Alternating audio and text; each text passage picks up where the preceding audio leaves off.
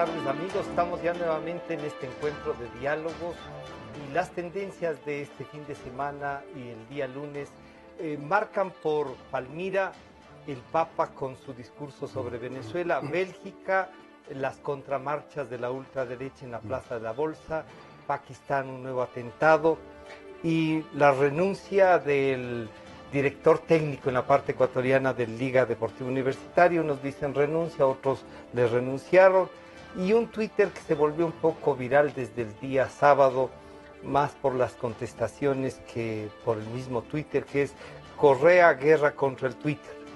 Y luego continuó uno de Fidel, arremete contra el discurso de Obama en La Habana. Estas son las tendencias y sobre, no solo las tendencias, pero sobre todo sobre el tema internacional hemos convocado a dos conocedores, gente que nos ayuda a reflexionar sobre el tema, como es Jorge Ortiz y Mauricio Gándara, los dos internacionalistas. Jorge, bienvenido. Mauricio, muchas gracias por acompañarnos. Encantado. La primera pregunta sería, Jorge, esto de Pakistán, que va junto con lo que pasó en Bélgica, pero además estas, no protestas diría yo, sino esta presencia solidaria a lo que pasó, pero convocados por unos nacionalistas que salen a marchar, resguardados por la policía para que puedan marchar y que puedan decir, pero esta confrontación que después la misma policía en Bélgica tiene que hacerlos retroceder porque son nacionalistas que dicen, esta es nuestra nación. ¿Cómo se puede evaluar esta conflictividad? ¿Va a seguir en Europa? Nuevamente, gracias por estar aquí. No, al contrario, gracias Francisco por la invitación. Yo creo que esta radicalización va a continuar porque este tipo de procesos llevan inevitablemente, inexorablemente a que las posiciones se vuelvan extremas. Cuando hay una situación como la del Estado Islámico, se tomó buena parte de Siria, de Irak, proclamó un califato hace ya 20 meses, en junio del año 2014, y empezó a emprendió un nuevo tipo de guerra, una guerra con muchos focos, varios de los cuales están en Europa y también, claro, en países del Asia, como lo que pasó en Pakistán. Inevitablemente los países o los grupos o los sectores que se sienten agredidos reaccionan. Y reaccionan yéndose al otro extremo, a decir, este es nuestro país y aquí no lo ocupa nadie. Y vemos las posiciones extremas. Por eso vemos, por ejemplo, hace 3 semanas, después de la magnífica, desde mi punto de vista, magnífica labor que ha hecho la señora Angela Merkel en Alemania. Sin embargo, su partido tuvo un pobre resultado en las elecciones de 3 de los Länder, porque, claro, hay gente que se siente invadida, que siente que este país, con un capitalismo próspero, rico, generoso, un país... Claro, segura, ¿no? Siente que su país empieza a ser invadido, a ser ocupado. Entonces reaccionan mal y se van con partidos ultranacionalistas, y en Francia vemos cómo avanza la señora Le Pen con su Frente Nacional. Es decir, vemos en varios países, vemos en Hungría, el gobierno del primer ministro Orbán es un gobierno también absolutamente radical, extremo en esas posiciones. El nuevo gobierno de Polonia, el de Derecho y Justicia, también es un gobierno de derecha dura, como reacción a lo que sienten que es una ocupación de su país y sobre todo un deterioro de sus valores fundacionales, de sus valores esenciales, la democracia, el capitalismo, los derechos humanos, la igualdad, la libertad de cultos, la libertad de prensa. Reaccionan mal, el conflicto seguirá. Si doña Angela Merkel en Alemania tiene esos resultados, ya ni el socialismo ni el que era un tema un poco así de decir más progresistas, más... pueden correr el riesgo de radicalizarse más, como usted dice. Pero políticamente la gente estará entendiendo eso, o el temor a ser invadidos, como es la percepción, garantizará que estos otros grupos extremistas sean. Y yo creo que es una reacción más visceral que racional. Más que política, porque yo creo que todos los alemanes, o gran parte, la inmensa mayoría de los alemanes que votaron por los partidos de derecha, de extrema derecha, que votaron en contra de la señora Merkel y en contra de la socialdemocracia, la gente que cada vez más se pliega al Frente Nacional en Francia, que apoya el gobierno de Orbán o que apoyan el gobierno polaco, es gente que ideológicamente, racionalmente, tienen posiciones centristas, moderadas, están con posiciones liberales, de centro derecho, de centro izquierda, apoyan a partidos demócratas cristianos o socialdemócratas, pero claro, se sienten agredidos. Sienten que esto es una agresión, lo que pasa en Bélgica, lo que pasó en París en el Club Bataclan, sienten que es una agresión. Y ante esa agresión reaccionan como con frecuencia reaccionamos los seres humanos cuando nos sentimos agredidos. También visceralmente. Reaccionamos agresión con agresión o defensa de esa agresión, rudamente.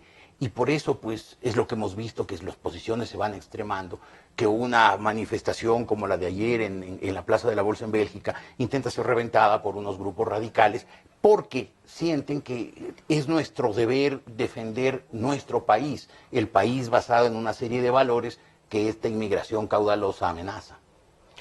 Señor doctor Mauricio Gándara, el Estado Islámico, si pudiésemos decir es de izquierda, de derecha, unos dicen es de izquierda porque pone bombas, y otros es de derecha porque es un tema basado en la religión. ¿Qué entendemos por el Estado Islámico? Este califato nacido ahí entre Siria e Irak, ¿es de izquierda, es de derecha? ¿Qué es? Bienvenido, buenas tardes. Al enfrentarme con esa pregunta me hace usted de acuerdo de Ortega y Gasset, que al quien siempre me ha impresionado lo que decía. Esto de ser de izquierdas o ser de derechas es una de las infinitas maneras entre las que el hombre puede escoger para llegar a ser un perfecto imbécil. Al más puro estilo de Ortega. Al más puro estilo de Ortega y Gasset. Esto es de otra naturaleza.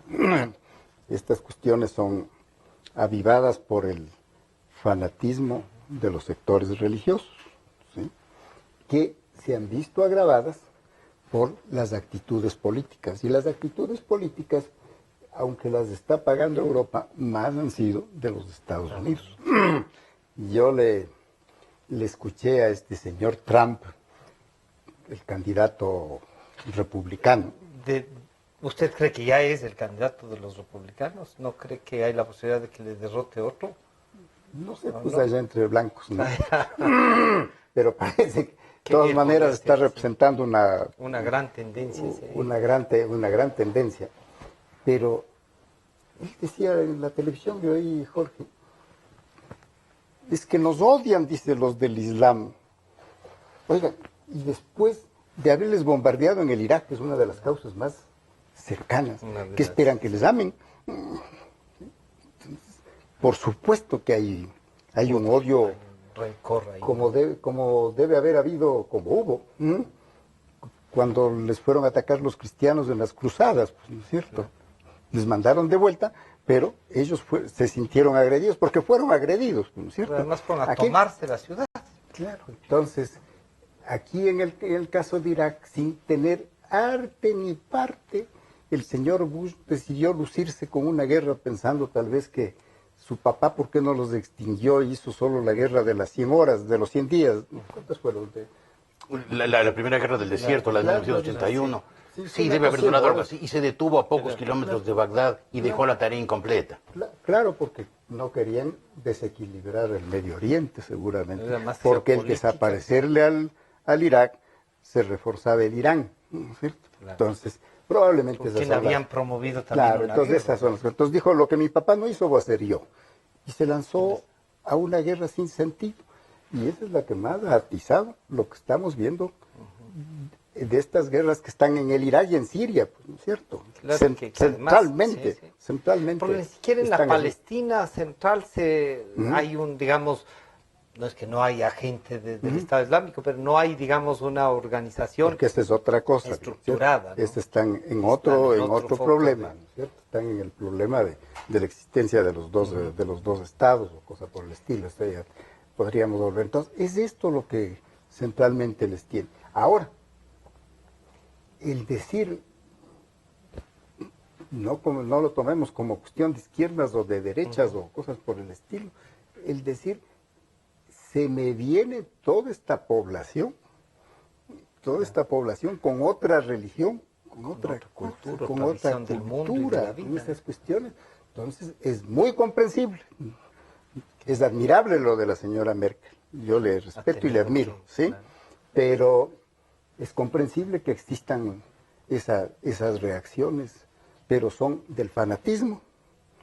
Es del de haberse sentido agredidas por la acción de la Segunda Guerra contra el Irak, esas cuestiones, ¿sí? Entonces, esta es lo que estamos viviendo y controle pues de eso, cure pues de esas heridas, ¿no es cierto?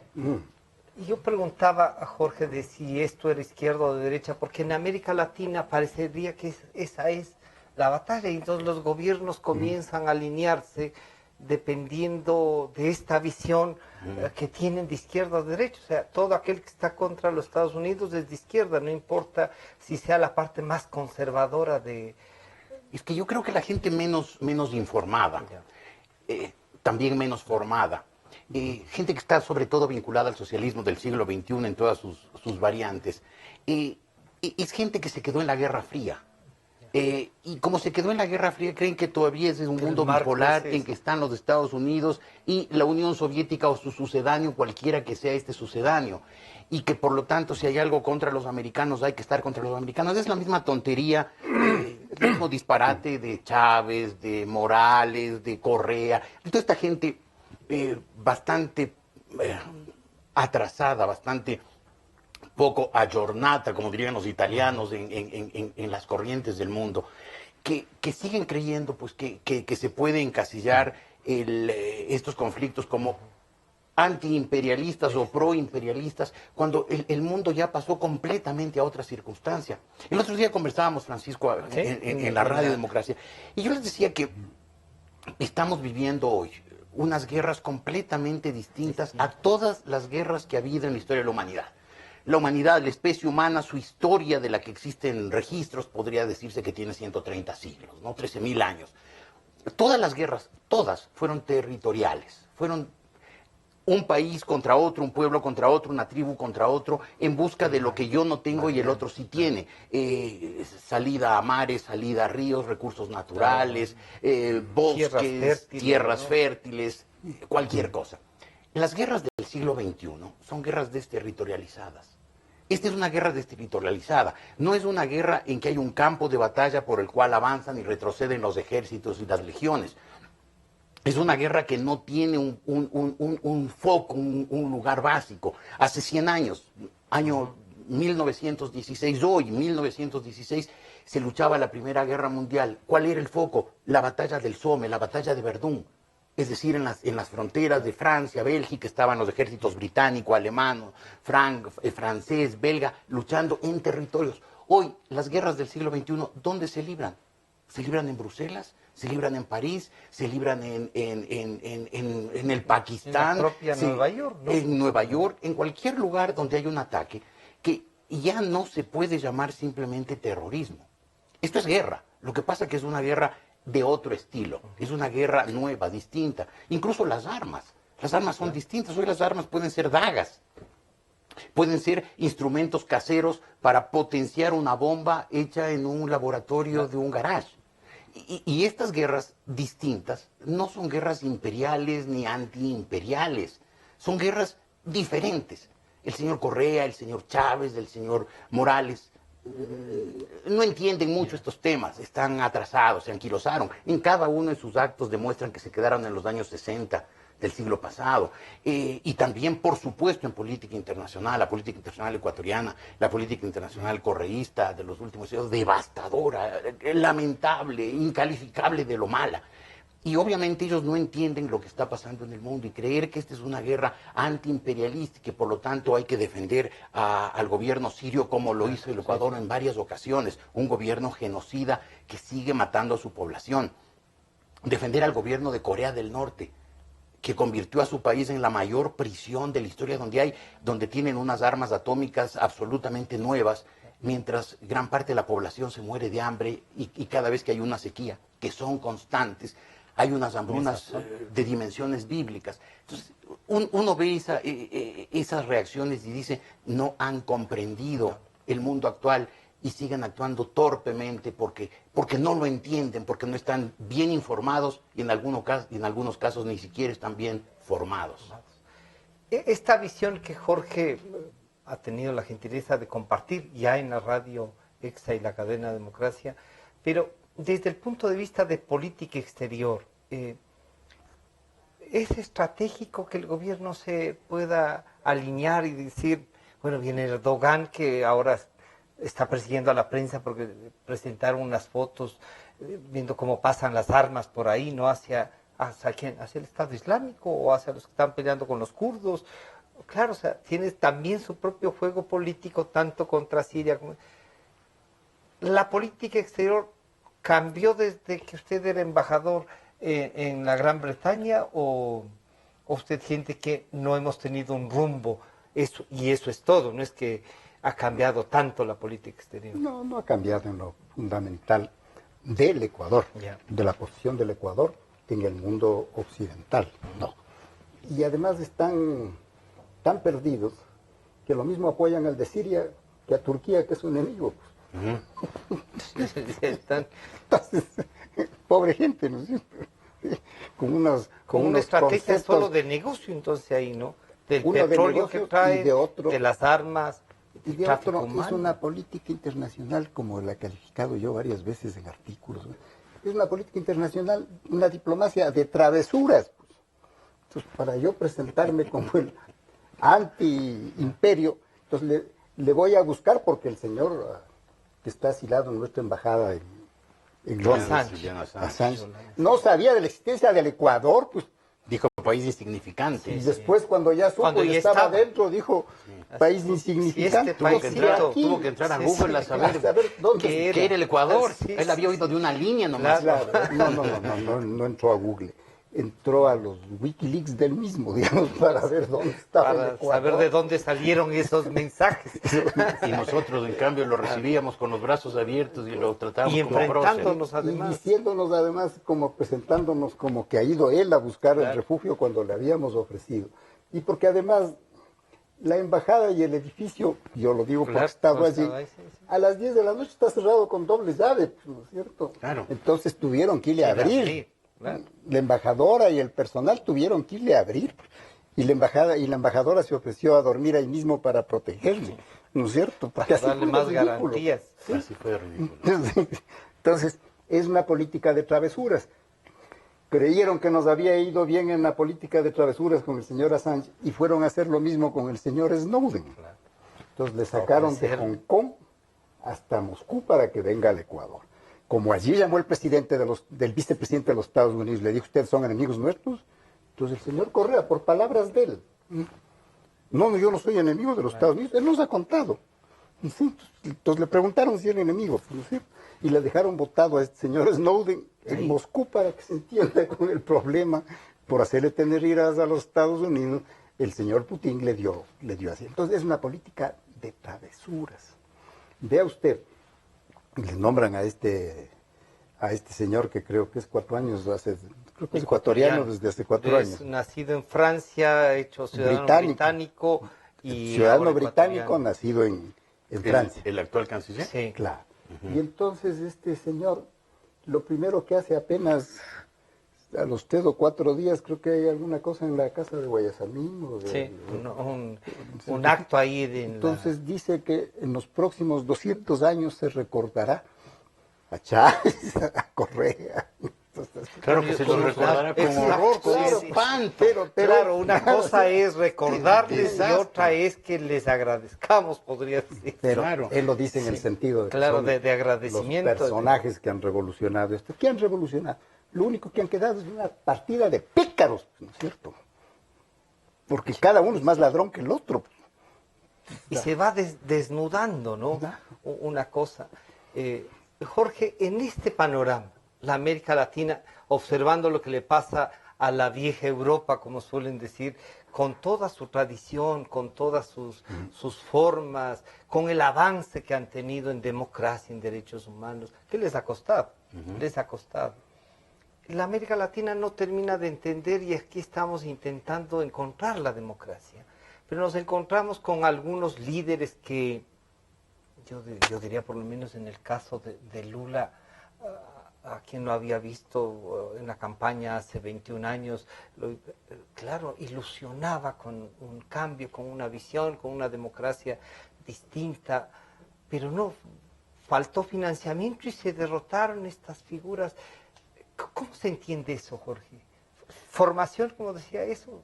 Bueno, formación, sin duda. O sea, yo creo que nuestros pueblos están madurando poco a poco, están aprendiendo a vivir en democracia poco a poco.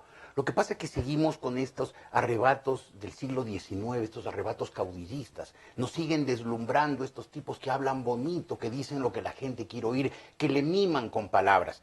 Entonces, claro, estos caudillos que llegan al poder, que arman unos inmensos aparatos de propaganda y de difusión, de encantamiento de los pueblos, generan gravísimos retrocesos a la democracia, porque cuando parecería que los países están avanzando en los procesos de democracia, consolidar algo, ¿no? Claro, cuando empezamos a entender que la democracia no es un camino pavimentado, sino es un camino difícil, pedregoso, pero que finalmente lleva a los países a la prosperidad, al desarrollo, a la paz, a la armonía, pues ese momento aparecen estos caudillos. Caudillos como Lula en el Brasil, que fue un gobernante bastante correcto.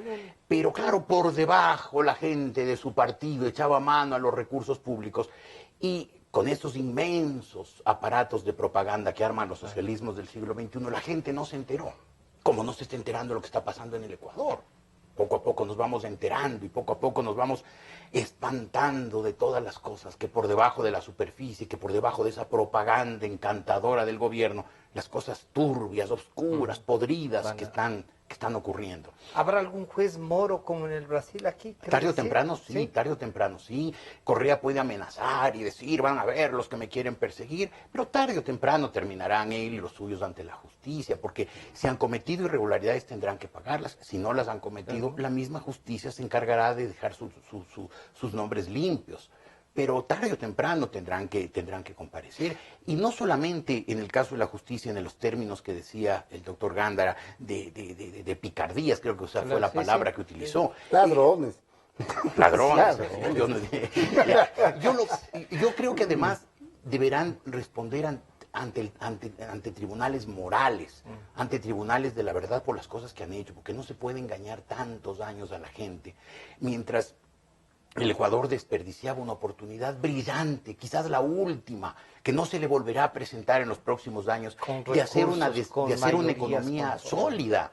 Tuvimos muchos años, 5, 6, 8, petróleo alto, en el que pudo haber aprovechado el Ecuador para desarrollarse, para crear una economía menos vulnerable, menos dependiente de precios de materias primas, y no lo hizo porque el señor Correa estaba interesado en hacer obras visibles, notorias, que ayuden a su mayor gloria y poder, y que le dieron, claro, una enorme popularidad, permitieron engañar a mucha gente, engatusarla, hacerle creer que el señor es un buen administrador, cuando ahora vemos que es un pésimo administrador, que en cuanto le empiezan a faltar los recursos públicos, empieza a hipotecar este país de la manera más descarada, empieza a entregarnos en las condiciones más infames, porque necesita dinero para mantener una estructura inmensa, obesa, que irresponsablemente creó. Y yo creo que el caso ecuatoriano es el caso de otros países latinoamericanos. Venezuela es el país, sin duda, más rico de América Latina en cuanto a recursos naturales.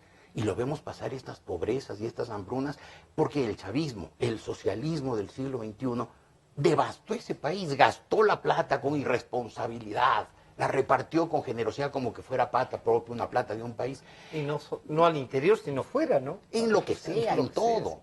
Querían convertirse en líderes internacionales. El Papa por eso dice, oigan, hay que repensar esta Venezuela, júntese, porque de todas maneras mantienen un poco más del 30% también, y aquí también es 7 de cada 10, ¿no? Ese 30%, 32%, ¿a qué se debe? ¿Por qué se suman con tanta fuerza? Bueno, en 1945, comienzos de 1945, cuando las tropas de los países aliados avanzaban por el occidente, las francesas, británicas y americanas, y por el oriente, las tropas soviéticas, hubo una famosa medición de opinión pública en Alemania. Y más de la mitad de la población seguía creyendo que Alemania estaba ganando la guerra. Pocos meses después Alemania tuvo que rendirse incondicionalmente y quedó devastada. Todavía hay en el Ecuador 1 de cada 3 personas que siguen creyendo que el gobierno de Correa es un buen gobierno, que este ha sido un buen presidente, un gran administrador, cuando es exactamente lo contrario. 2 de cada 3 ecuatorianos ya se han dado cuenta de que la propaganda dice una cosa, pero la verdad es completamente distinta. La realidad es porfiada, se sale con la suya. Y la realidad del Ecuador, esa realidad porfiada es que este ha sido un pésimo gobierno que le ha hecho perder al Ecuador una oportunidad dorada para desarrollarse, porque el señor Correa se empeñó en volverse un líder internacional y quedarse en el poder en el Ecuador para siempre, y se dedicó a malgastar el dinero, a gastarlo irresponsablemente en su honor.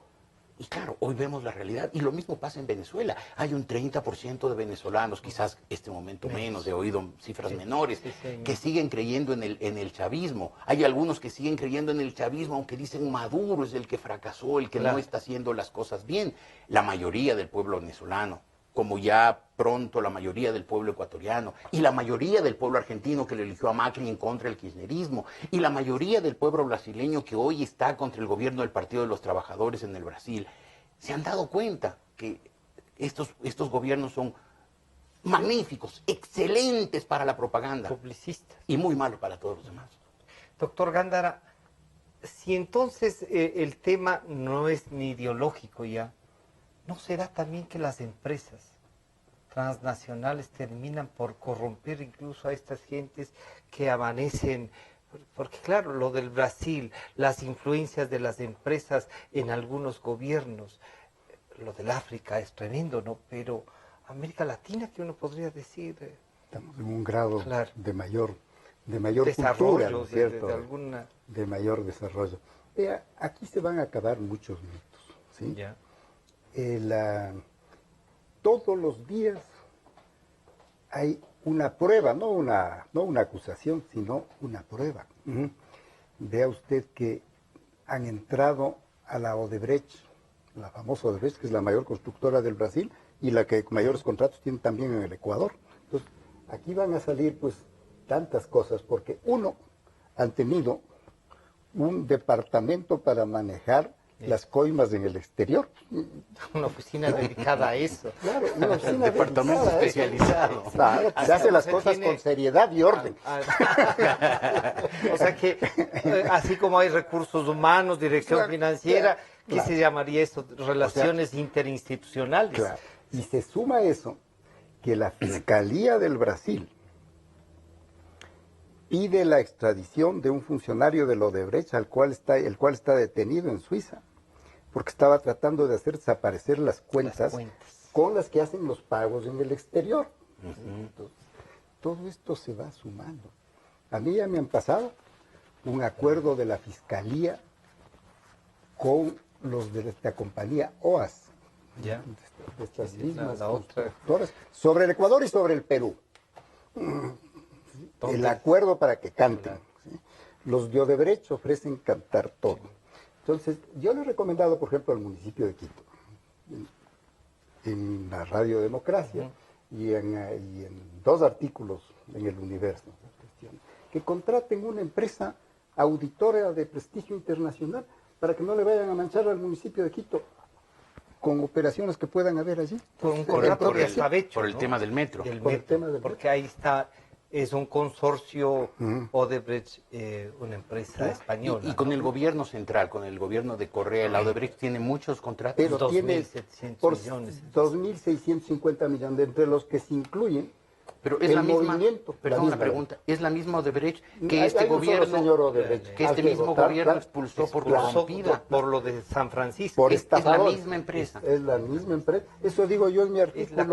Lo que nos extraña es que el mismo presidente que les sacó del Ecuador, acusándoles de estafa, es el mismo que los ha traído de vuelta y tiene el 10% más o menos del monto total de las operaciones de Odebrecht en un país chiquito, ¿no es cierto? Como es el nuestro. Ahí han hecho el mejor negocio que existe en la construcción de carreteras y otras cosas, que es el movimiento de tierras. Entonces, los que han hecho el movimiento de tierras, está la plataforma. No nos dan la cuantía, Esas cuestiones 1.200 millones, ¿no? están allí. ¿no es La cierto? plataforma Y otra cosa, del Pacífico, la refinería del Pacífico es 1.200 millones. claro.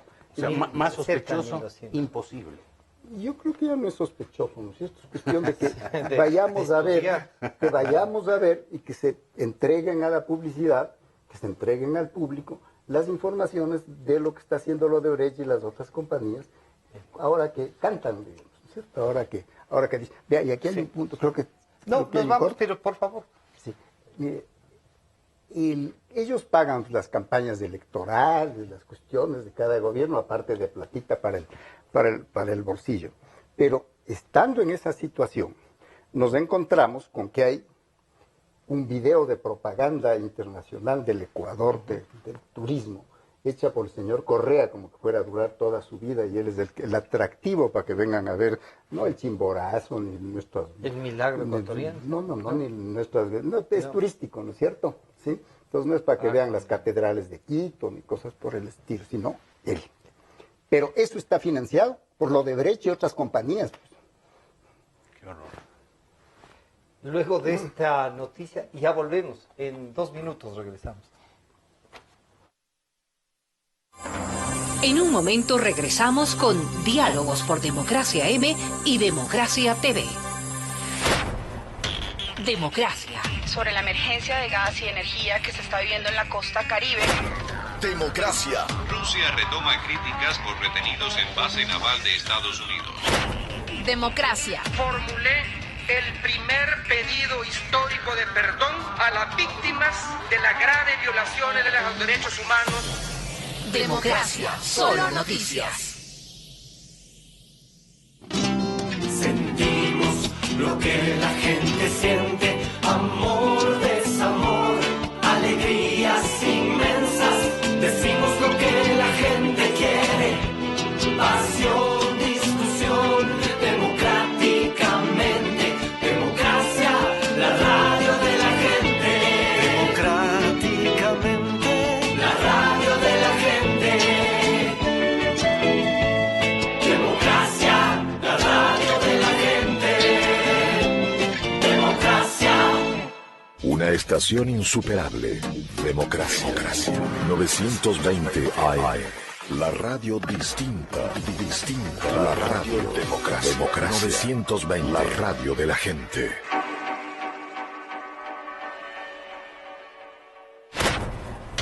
Democracia. Sobre la emergencia de gas y energía que se está viviendo en la costa Caribe.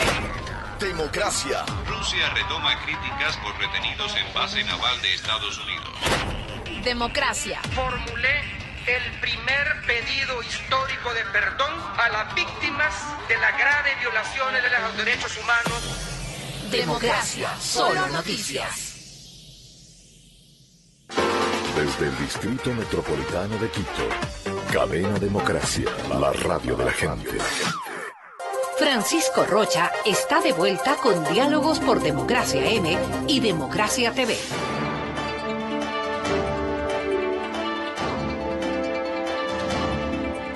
Regresamos a esta, realmente un diálogo con dos personas. Yo debo decir que uno termina no solo con ganas de mantenerles conversando, ¿no? Sino que, claro, el conocimiento que transmiten, pero sobre todo las reflexiones que pueden darle al país.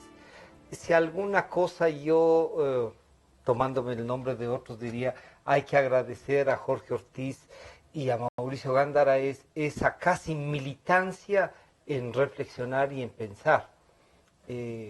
Católico como si soy, que Dios les siga cuidando y les siga permanentemente dando esta vocación de compartir los conocimientos. Jorge, dicho esto, que no es lisonja, a alguien le podría parecer esto, sino que es un reconocimiento al conocimiento de ustedes. Podemos plantear una política exterior ecuatoriana desde la oposición para que también se sienta que hay otras ideas aquí, para que no sea solo la imagen pública de quienes nos gobiernan, podríamos decir incluso legítimamente porque ganaron las elecciones. A ver, yo no pertenezco a la oposición, obviamente Claro. estoy muy en contra de este gobierno, pero yo como periodista trato de mantenerme siempre al margen, haya dicho lo que haya dicho, que eran todas mentiras del señor Correa. tiene un aparato de mentira muy grande. Pero como no pertenezco a la oposición, no estoy vinculado, no he estado nunca en ningún partido político, en ningún movimiento, no sé si es que la oposición ya ha esbozado, articulado alguna campaña para implantar, cuando esta pesadilla termine, una política internacional que responda en verdad a los intereses nacionales y no a los prejuicios ideológicos de la gente de este gobierno, tan dedicada, como muy bien decía Mauricio, a hacer travesuras, y que creyendo que haciendo estas travesuras de pegarle pataditas en la canilla al tío Sam, estamos teniendo una gran política antiimperialista. Tiene primera página, a lo mejor, en alguna parte. ¿Sí? Pero en plan de sorna. Ya el Ecuador, lamentablemente, su política internacional se ha vuelto motivo de comentarios jocosos en las publicaciones internacionales sólidas que analizan la política internacional. Pues esta política internacional del Ecuador es vista como una cosa, como dije Mauricio, travesuras, como una cosa pintoresca, tercermundista, bastante ridícula. Por ejemplo, alguien me contaba que la señora presidenta del Congreso se va a Rusia y Bielorrusia. Sí. Me pregunto yo, ¿qué intereses tenemos en Bielorrusia para que haya tan intensa relación desde hace varios años del una correísmo? Frecuencia de ir y venir, ¿no? ¿Qué hay en Bielorrusia? Tengo varias suposiciones. Unas sospechas de ahí. Que precisamente porque son sospechas difíciles de confirmar, claro. Por cierto. Es difícil decirlas sin meterse en algún problema más en épocas de represión como las actuales. Pero ¿no le parece raro, Francisco y Mauricio, que el gobierno ecuatoriano haya enfriado tan drásticamente, tan perjudicialmente para los intereses nacionales sus relaciones con los países con los que tradicionalmente hemos tenido relaciones ventajosas, relaciones fértiles, para beneficiar relaciones como esta de Bielorrusia? ¿Qué diablos tenemos en Bielorrusia? ¿Qué interés oculto hay en Bielorrusia? La última dictadura de Europa, la del señor Lukashenko, es conocida como la última dictadura de Europa. Es los últimos rezagos de la Unión Soviética, del socialismo del grupo soviético. Stalinista. Eso se acabó en 1991 cuando se desintegró la Unión Soviética. Sin embargo, el señor Lukashenko es una especie de dinosaurio que se prolonga, como esos animales, esos microbios, esos pequeños insectos que han quedado prehistóricos, que han quedado envueltos en una capa de ámbar. Porque, que puede, claro. Y que hoy les estudian el ADN. Y los reproducen. Exacto. El señor Lukashenko es algo así, ¿no? Un rezago del pasado, una cosa... es un dinosaurio político. Los dinosaurios, la especie de dinosaurios grandes desapareció hace 65 millones de años. Los dinosaurios políticos desaparecieron en 1990, ya más de un cuarto de siglo. Lukashenko es un régimen autoritario, despótico, tiránico, enemigo de todos los derechos, las garantías y las libertades de la democracia. Por supuesto, es un perseguidor rabioso de la prensa independiente, porque no les gusta que les digan las verdades. Y con ese gobierno, que no es un gobierno de un país rico, poderoso, con el que tenemos un comercio intenso, en donde viven decenas de miles de ecuatorianos que han ido allá, con ese país tenemos una relación privilegiada. O sea, todo esto es simplemente una muestra de lo desatinada, de lo incongruente que ha sido la política internacional del correísmo. Yo creo que hay que empezar, y debería la oposición ya ponerse a diseñar una política internacional para cuando termine el correísmo, y espero que sea en mayo del próximo año, ya no quede ni Correa ni ninguno de sus imitadores.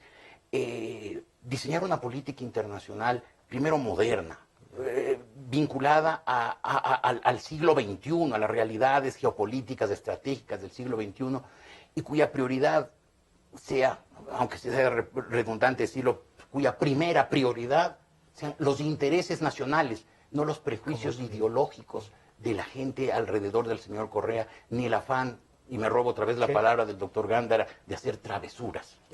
Doctor Gándara, entonces esto de lo ideológico, usted ya nos decía al principio esto de izquierda y derecha y nos recordaba a Ortega y Gasset, pero yo que sí, debo decir, yo sí he militado en un partido no me fue bien, pero milité y di mi pelea. ¿No es cierto? Usted también. Se curó de espanto. Sí.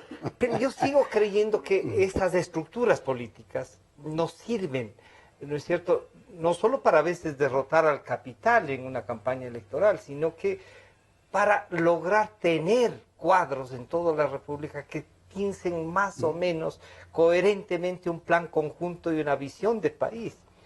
Pero claro, Jorge dice, quizá en un país como el nuestro, donde la gente no se preocupa tanto, o donde los que quieren hacer política no se preocupan tanto de visualizar eso, lo ideológico y lo político resulta siendo casi de seres medios extraños, ¿no?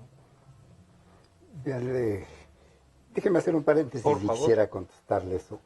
Pero empiezo por decir que lo más importante en un país es su prestigio. Sí.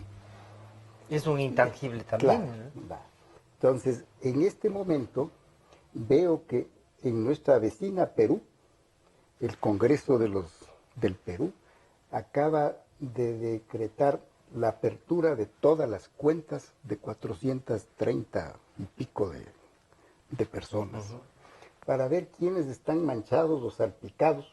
No es una acusación, sino que tenga bien, no, digo, ellos dicen en su acuerdo, sino que estén abiertas las cuentas de los expresidentes Alan García, Toledo y la señora del actual presidente, la señora Nadine Heredia, pero entre 430 personas. Entonces, aquí lo que hay que exigir es que se abran las cuentas de todos los que han tenido relación en estos 10 años. En estos 10 años, ¿cierto? Esa es la cosa. Porque eso es el prestigio. Ahora, ya en materia de política, porque lo que se trata es de los intereses ecuatorianos, cosa que hemos defendido desde que uno estaba en la universidad, ¿no es cierto? Siendo los intereses internacionales no pueden estar sobre los nacionales. Es mi apertura en una carta contra la reunión de la OEA que me iba a tratar el problema del Perú, el problema ecuatoriano, peruano, de la Navidad del año 63. Quiere en base, digamos, a eso lo que se hacía la política exterior también, muy supeditado a eso. Sí, sí. Pero vea, las cosas van en una evolución, en el sentido de que el mundo se ha abierto con esto de las comunicaciones y de los intereses, que lo que ayer fue en el fondo lo mismo, porque es el interés nacional, el interés de vivir mejor. Pero yo digo, si ahora, por cuestiones de orden práctico, han hecho un tratado que no terminan de conseguirlo, porque se han subido tarde al tratado con la Unión Europea, y hemos acabado, nos separamos de Colombia, del Perú, para la negociación, y hemos acabado en un tratado que es idéntico y que ha tenido que recibir la aprobación de Colombia y del Perú. Cuando pudimos haber negociado en conjunto. En conjunto, ¿no es cierto? Condiciones mucho mejores. En condiciones y sin tener que ir a pedir permiso a los vecinos a los que abandonamos, ¿no es cierto? Y digo, bueno, estos son países capitalistas. Inglaterra es capitalista, Alemania es capitalista, Francia es capitalista, Holanda es capitalista, y así podríamos seguir a todos, estar dentro de esas normas. Es del Partido Socialista, pero es capitalista. Es capitalista porque el Partido Socialista es un membrete, ellos son socialdemócratas. Claro, sí. Entonces, ¿cuál es la diferencia de no hacerlo este momento con los Estados Unidos si son lo mismo? Sino solo para demostrar que no te tiene relación con el tío Sam. Y eso más porque ellos piensan que no es bueno tener un diálogo con otro país, más allá de lo que sea, ¿no? Claro, entonces van a lo que estaba señalando Jorge, se van a donde no han vendido ni un plátano, porque se fueron al Irán y no han vendido un plátano. Y lo del Irán, que se dedicó tanto mismo lo tiempo, de Bielorrusia, tantas misiones, tantas reuniones. Y no han hecho una con los Estados Unidos, que es a donde tenemos lo principal de nuestro comercio, junto con Europa, que es la que nos compra en mayor cantidad los productos que no incluyan al petróleo. Entonces no terminamos de salir, como decía Jorge, de la Guerra Fría mental en este caso, porque ya no hay. ¿Por qué no tal desapareció? Pero muchos no se enteraron. El señor Correa, por ejemplo, no se ha enterado. Por eso él sigue repitiendo los mismos eslóganes, los mismos disparates, algunos muy sonoros, muy bonitos, muy pegadores en la galería, pero de los años 60. Sí. En la época de la Guerra Fría, hoy revolucionario, nada de eso rige. Claro. Y se han cambiado, como alguien decía, no me acuerdo si tal vez es Walter Spurrier, ¿no es cierto? Sí. Porque quieren moverle al Ecuador al Atlántico. Pues. Entonces quieren entrar en el pacto del Mercosur y no lo hacemos con nuestros vecinos, que son a los que mejor les está yendo, a los vecinos del Pacífico, ¿no es cierto? Mientras yo sea presidente, así lo dijo Correa. No entraremos a eso. Entonces quieren irse allá. Cuando allá donde firmáramos un contrato, un tratado de eso. Tenemos un acuerdo federal, que no funciona, pero si ya hiciéramos alguna cosa de eso, acuerdo, aquí nos llenarían de zapatos del Brasil, pues, ¿no es cierto? Claro. Si no es ese nuestro interés, destruyendo. sino en este lado de la costa del Pacífico. Entonces, los intereses reales del Ecuador. Ahora ya no hay sometimiento por la Guerra Fría a estar en la órbita del fulano, de la Unión Soviética o de los americanos. Ni siquiera o de la cosa la por el parte estilo. esta de los no alineados tiene... Ya nadie habla de los no alineados, ¿no es cierto? El mundo hoy es multipolar. Claro, y el señor Lula sacó esa cosa del foro de Sao BRICS. Paulo. El foro de Sao Paulo. Pero esa es invención de Fidel Castro. Es más de Toda la Castro, política esta es de Fidel Castro.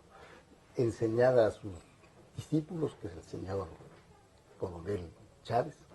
Los otros de allí, todos pasan visitando. Todo el ALBA entonces dependía de eso. Todo el ALBA. Entonces son los intereses del Ecuador y el Ecuador mantener una posición soberana.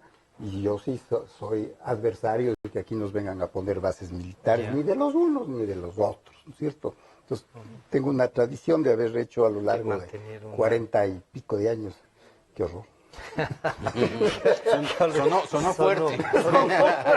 Yo les planteo para terminar este es un tema, lo de Palmira movió tanto, ¿no? Palmira con toda su historia, con todo eso, tiene un significado también, ¿no? Una de las, digamos, más estudiosa de la zona, una arqueóloga inglesa decía que no es posible reconstruir Palmira de lo que queda, que se puede hacer una réplica, pero reconstruir para que todo lo que teníamos ahí es un ataque también cultural, incluso a sus propias raíces, Jorge, el tema de Palmira. A ver, yo soy un poquito menos pesimista en el tema de Palmira. El Estado Islámico, cuando proclamó el califato en junio del año 2014, tenía ese momento petróleo, controlaba más o menos 160.000 kilómetros cuadrados, donde vivían 8 millones de personas. Era un espacio significativo, ya era un país del tamaño de la mitad del Ecuador. Pero muy pronto el petróleo, que era su principal fuente de financiamiento, empezó a ser controlado. Fue más difícil ese contrabando de petróleo de los pozos, de los territorios que ocupaba el Estado Islámico, sobre todo hacia Turquía, claro. Dicen que también hacia China. Y entonces empezó a perder financiamiento el Estado Islámico. Justamente cuando tenía más necesidad de recursos, porque no solamente tenía que mantener 30.000 hombres en armas, sino que tenía que mantener un aparato burocrático para mantener el Estado Islámico y el califato, nacional e internacional, para administrarlo. Y entonces, si bien en Palmira cometieron muchas barbaridades, gran parte de las riquezas arqueológicas de todos los sectores de la Mesopotamia ocupados por el Estado Islámico parece que han sido contrabandeados hacia Europa. Que en Europa había intermediarios que llegaban a los museos, a las universidades, incluso a los gobiernos, a venderles contenedores enteros. Le tengo esta prodita, ¿no? Claro, les tengo recién traída. Claro, les tengo cantidades de bienes. Ese lugar, la Mesopotamia fue la cuna de la civilización. Así es. Entonces hay unas civilizaciones antiquísimas, podemos hablar de 4.000 años, podemos hablar de simultáneamente al nacimiento del monoteísmo con el patriarca Abraham en Ur de la Mesopotamia hace 4000 años. Entonces, toda esa riqueza arqueológica, los del Estado Islámico, que son unos salvajes, pero brutos no son, se dieron cuenta que destruirlas por sus prejuicios supuestamente religiosos, este odio a las imágenes, toda esta sensación de rechazo a cualquier representación del profeta, de Alá, como brutos no son, se dieron cuenta que eso, en vez de destruirlo, era más útil venderlo. Y entonces sacaron cantidades enormes de bienes arqueológicos de un valor para la humanidad impresionantes y los contrabandearon a Europa. Y el financiamiento que perdieron, cuando perdieron pozos de petróleo, ya no tienen 160.000 kilómetros cuadrados, sino 95.000. Ya no viven ahí 8 millones de personas, sino 5. Ya no es el Estado Islámico ya no se expande, sino que se contrae. Entonces, el financiamiento que les faltó, aparentemente lo estaban obteniendo. Claro, lo compensaron con la venta de bienes arqueológicos. Bienes arqueológicos que, si bien ya no están en la Mesopotamia, ya no están en Palmira, pero están en el mundo entero.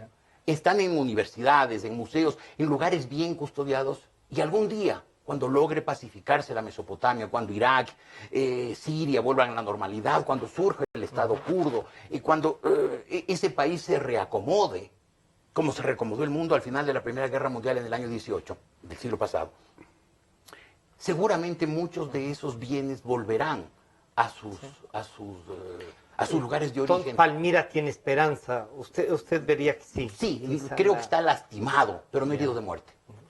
Qué bueno, qué bien. Y uno quisiera tener también, digo, ese entusiasmo de ver el tema de Palmira. Hay información que tiene Jorge, porque algo le he visto yo también. Y ahí, claro, uno diría, entonces, de alguna manera también en Europa se siguió financiando este grupo, ¿no?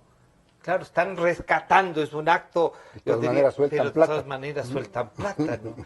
Y claro, y ahí viene otra cosa, en la misma zona, entre Irán y Arabia Saudita, el Irán más dependiendo del tema religioso, sí, pero buscando tener reactores nucleares y todo eso, y una Arabia Saudita ahí, no diré rural, pero sí sin ninguna técnica, solo con recursos. Ese es otro peligro también, y culturalmente, y se va a usar el Islam nuevamente. Ya creo que primero hay que distinguirle, no digo para ustedes, sí. Con la cultura inmensa que tienen, sino que para el gran público, e inclusive hay gente culta, pero que no tiene la visión, no tiene la peor visión ahora con la formación asunto, que hay. porque creen que el Irán es de árabes, y el Irán es de persas, de arios, porque Irán quiere decir ario, ¿cierto? Entonces, ellos tienen una cultura y una técnica y una cuestión, como la tienen los árabes, porque los números, las cosas con las que escribimos, esos caracteres, son árabes, pasados a Grecia, que les añadió las vocales. Pero eso viene y los números con los que escribimos son arábicos, ¿no es cierto?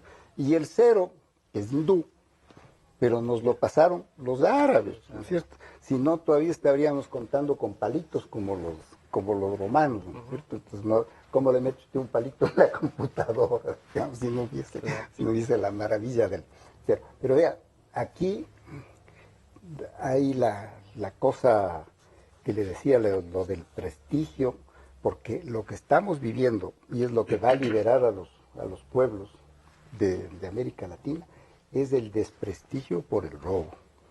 Porque esto del Lula Gate, como yo le llamo, es superior al FIFA Gate, ¿cierto? Va a ser más grave que el FIFA Gate, porque acá lo que había es la esperanza de unas gentes que venían a redimir a los pueblos, ¿no es cierto? Los que era una cuestión deportiva. Claro, iban a hacer todo distinto. Y resulta que han sido unas personas tan aficionados al dinero y al... Estaban con demasiada hambre, muy lejos de... Sí, claro, los recursos. Alguna cosa sí, pero que son ladrones. Jorge, para dicho claramente. dicho más... Claro. ¿Cómo hacemos entonces? hay una nueva oportunidad para los ecuatorianos, que son las elecciones. Mucha gente dice, mire, no hagan olas, lo que hay es que llegar a las elecciones y ganar las elecciones. ¿Se puede tolerar en nombre del respeto a la democracia si esto se agrava, si puede, Jorge, o si está bien que democráticamente, digamos, hay que poner barreras, pero hay que dejarle terminar y hay que juzgar? Hay que dejarle terminar, por supuesto. El señor Correa fue elegido y tiene un mandato que cumplir hasta mayo del próximo año. Los ecuatorianos tenemos que ver la forma de que ni él ni ninguno de los suyos se quede, porque prolongar el suplicio que para el Ecuador, el deterioro para el Ecuador en lo moral, en lo anímico, en su unidad, en su economía, ha sido el correísmo, pues sería intolerable, sería absurdo. Entonces hay que asegurarse que ni él ni ninguno de los suyos se quede, pero hay que ganar democráticamente. Por supuesto hay que protestar. Cuando comete este gobierno excesos, es decir, todos los días, debemos protestar todos los días. ¿Y cómo hay que protestar? Cuando hay una convocatoria en la calle, se puede ir a la calle, pero además hay que protestar diciéndole a la señora de la tienda, al peluquero, al taxista, al vecino, las barbaridades de este gobierno. Que la publicidad del gobierno encubre muchas de las cosas, de las muy malas cosas que se han hecho estos años. Entonces, todos tenemos que ser muy activos y muy activistas en eso, en contarle a la gente la verdad que la propaganda del gobierno ha ocultado durante tantos años. Y hay que exigirle a la oposición que tenga un poco de talento y de desprendimiento, que tenga un poco de patriotismo, que busque fórmulas adecuadas. Yo no digo necesariamente que se una, pero tampoco que se disperse de la manera que se está dispersando, y que cada uno de esos pequeños liderzuelos esté pensando en su propio partidito, en su propio grupo, pensando en tener 2, 3, 5, 18 diputaditos en el próximo Congreso para protegerse, sino que con un poco de inteligencia y de desprendimiento busquen la forma de asegurar que el Ecuador logre finalmente en las elecciones de febrero del próximo año librarse de una buena vez y para siempre del correísmo, y después de hacer un gobierno que, si bien imponga sacrificios para poner en orden la economía desquiciada en estos 10 años, pero también se preocupe de mantener a la gente en un buen nivel, y sobre todo la informe, la eduque, le ayude a entender todo lo malo que ha sido el correísmo, para que el Ecuador no vaya a cometer la insensatez gigantesca de volver a pensar en Correa. Que el señor Correa y su gente después tendrán que responder ante la historia, pero si hace falta también tendrán que responder a los jueces por todas las cosas que han hecho. Y el Ecuador empiece una nueva etapa. La democracia tiene estos, no es un camino lineal ni es un camino pavimentado, es un camino con curvas, con precipicios, con dificultades, pedregoso, complicado, y hay que entender que estas dificultades, estas piedras del camino son parte de la democracia, pero hay que avanzar sostenidamente por él, que seguramente estos 10 años han sido unos años muy malos, de mucho retroceso, en que la propaganda ha camuflado, ha disfrazado muchas cosas, pero el saldo del correísmo es un saldo devastador. Hay que empezar una nueva etapa en que vuelvan a respetarse en este país los derechos, las garantías y libertades, que se vuelva a respetarse el derecho a la gente a disentir, a opinar, a decir sus cosas, de manera que el Ecuador, en un ambiente de libertad, pueda progresar en lo espiritual, en lo anímico y también en lo material sólidamente. Y ahora le pregunto al político, ya no al diplomático, sino, ¿cree que hay esta posibilidad de que Jorge sí dice, oiga, no es que todos tienen que unirse, pero sí una gran mayoría de ese 70 y un poco más %? ¿Hay esa posibilidad? ¿Hay gente como usted que puede trabajar en eso? ¿Sí? ¿Le pica todavía esto de juntarse a hacer un equipo nacional como la TRI, para que nos represente al resto? Uno tiene que contribuir en lo que puede. Lo que sí es triste, y tomando la palabra de Jorge, que decía, no hay que dejar que se queden, claro, no hay que dejar que se queden en el poder, pero no debemos dejarles salir para que respondan. Aclaración necesaria, oportunísima, muy bien. Una aclaración. Gracias, Mauricio. Sí, pero vea, desde que pusieron que el señor Correa no debe ser candidato, aunque están pataleando para ver si cambian eso, no creo que van a cambiar, porque se da cuenta con las encuestas de la posición en la que se encuentra. Pero desde que el señor Correa no va a ser candidato, esto se ha pulverizado, los llamados de la oposición, todo el mundo dice, ahora yo puedo. Entonces, Lo Y si grave la y el dispersión peligro se es que quema, lo grave es que sea tan diseminada que un candidato del gobierno logre tener una mayoría y en los medio de otros no esta alcancen a dispersión. clasificar a la segunda, porque en la segunda va a perder el candidato del gobierno. O que el tribunal respectivo haga, con sus palabras, alguna travesura. Alguna Claro, travesura. claro, porque para eso están, ¿no es cierto?